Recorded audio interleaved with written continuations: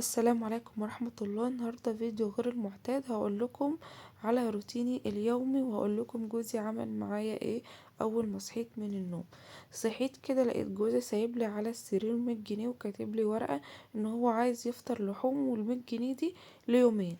صحيت كده وغسلت وشي وصليت ورحت فتحت الشباك عشان يدخل الشمس، وبعد كده رحت على ثبت الغسيل على طول عشان احط طبعا الدورة. تمام، حطيت كده الالوان وبعد كده بحط المسحوق وبشغل الغسالة غسل. وبعد ما بتخلص بحط طبعا المية دافية، سخن وبارد مع بعض، وبعد ما بتخلص بشغل دورة كاملة طبعا. والغسيل الفتح انا بغسله بجمعه وبغسله في غسالة الاطفال.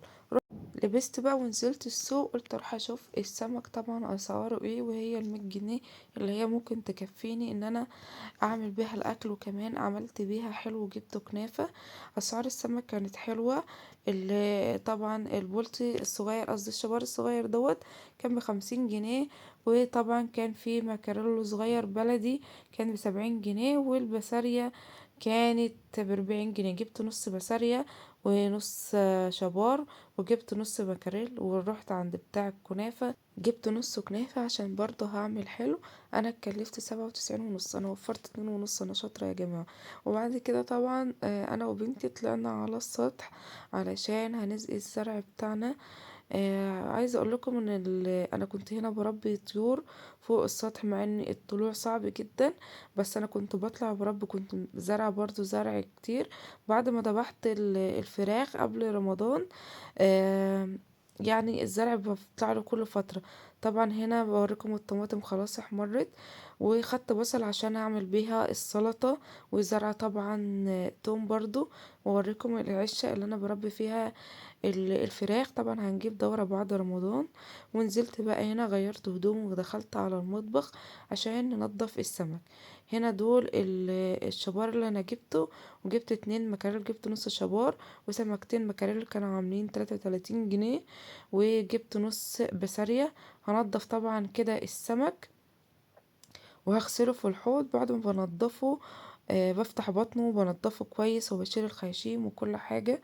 ما بسيبش اي حاجة يعني ما بخليهاش السمكة سودا كده من جوه، لازم تبقى معايا بالمنظر ده. وباجي على البسارية بشيل الدماغ بتاعتها، اول ما بتشديها بتطلع بكل اللي فيها. طبعا البسارية ما كانتش صابحة معايا، بس كانت الواحدة فيها كبيرة وحلوة عشان كده انا جبت منها. تمام، بشيل الدماغ كده.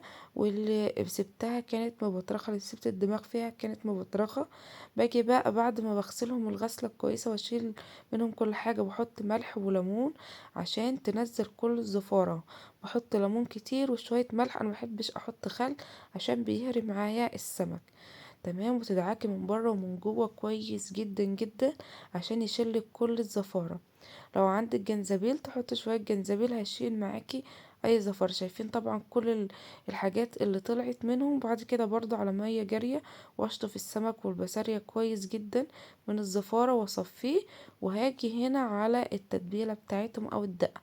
معايا هنا هريسة شطة باردة، وطبعا توم مهروس بفلفل اخضر وشوية كزبرة وكمون وليمون والملح. اظبطه كويس واحشي السمك من جوه ومن بره زي ما انتوا شايفين وادعكه كويس جدا. والبسارية برضه احط عليها شوية من الخلطة اللي انا عاملاها واقلبها. وبعد كده انا غلفت السمك وحطيته في التلاجة لان كانت لسه الساعة 2. وهنا جبت كيس حطيت فيه شوية دقيق عشان لما اطلع السمك اتبله، يعني احطه في الدقيق. وبعد كده ركنته على جنب. وبعد كده بعد ما عملت هنا جبت بصلاية، وفي الكبة اليدوية بتاعتي ما بستغناش عنها هرستها عشان هعمل معاكم الرز الصيادية الجميل. حلة على النار وبتحط فيها شوية زيت وتحمر البصل زي ما انتوا شايفين وتوصل اللون ده.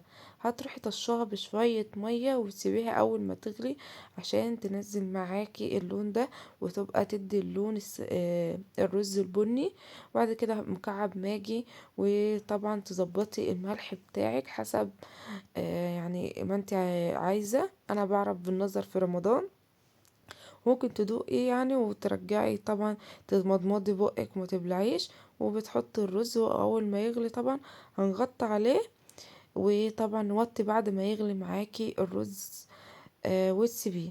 رحت هنا قعدت في الارض وعملت الكنافة، هتقصصيها بالمقص كده حتت صغيرة. وبعد كده طبعا هحط وفركتها بالسمنة، وحطيت طبعا جوزة الهند والفول بتاعي، واحط الطبقة التانية وبيلها الراسة طبعا هرس عليها جامد، وبعد كده هحطها في الفرن. خلصت الكنافة رحت على السلطة الجميلة بتاعتي، طماطم وطبعا خضرة وفلفل الوان والبصل اللي احنا جايبينه، وطبعا الخيار، وخرطتها وسبت الليمونة، قلت قبل ما المغرب يأذن هعصرها واحط الملح. هنا الكنافة طبعا طلعت، وهحط لها طبعا العسل، برضو عملت العسل وانا في المطبخ، وهركنها برضو على جنب هنقطعها قبل الفطار. خلصت كده الكنافة ورحت طبعا طلعت طبعا هنا العصير، الفراولة طبعا انا مفرزاها معاكم، وده كله والسكر وكل حاجة طبعا من عندنا من البيت، وهفرمه بالهاند بلندر، واحطه في الازازة واحطه في التلاجة على قبل الفطار. يعني كان هنا الوقت كان حوالي الساعة 4، فانا بجهز وانا في المطبخ كل حاجة عشان طبعا اجهزها على الفطار على طول. احطه كده في ازازة، وبعد كده احطه في التلاجة الفطار او قبل اذان المغرب هطلعه عشان طبعا نصب منه. وبعد كده وانا بحط العصير، جبت طبعا السمك، كانت الساعة 4:30 او كانت باين الساعة 5. رحت هنا جبت الدقيق اللحمة حطيته، وبفرد كيس جنبي عشان احط عليه السمك. بسيبه كده 10 دقايق ولا حاجة، الدقيق يمسك على السمكة، ولو متأخرة بشوية مية بتحطيها وتقلي على طول.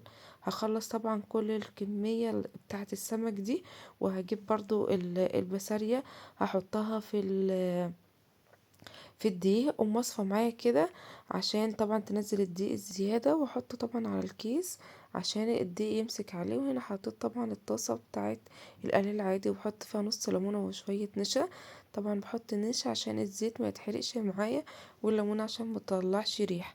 وهاجي طبعا هنا طبعا العين اللي في النص دي ما بتبقاش سخنة، وبحط على العين التانية. وهنا التومة طشيتها بشوية تومة وفلفل، واحط طبعا الطماطم واسيبها تتسبك. هنا طبعا انا طلعت الصلصه حطيتها تتسبك، والسمك طبعا بيتقلي معايا.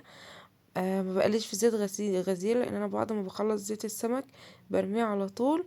وهنا طبعا خلصت، وكانت هنا قبل اذان المغرب طبعا الكنافة بتاعتي والبلح الجميل، وده الرز الصيادية اللي عاملينه، والسلطة، وشوية مخلل بيتي من اللي احنا عاملينه من البسارية، وده الخلطة اللي انا بعملها للسمك اللي كنت بطشها بالثومة، وعملتها قبل كده في فيديو. وده كان الفطار اللي في اول اليوم اللي فطرت بيه ب100 جنيه.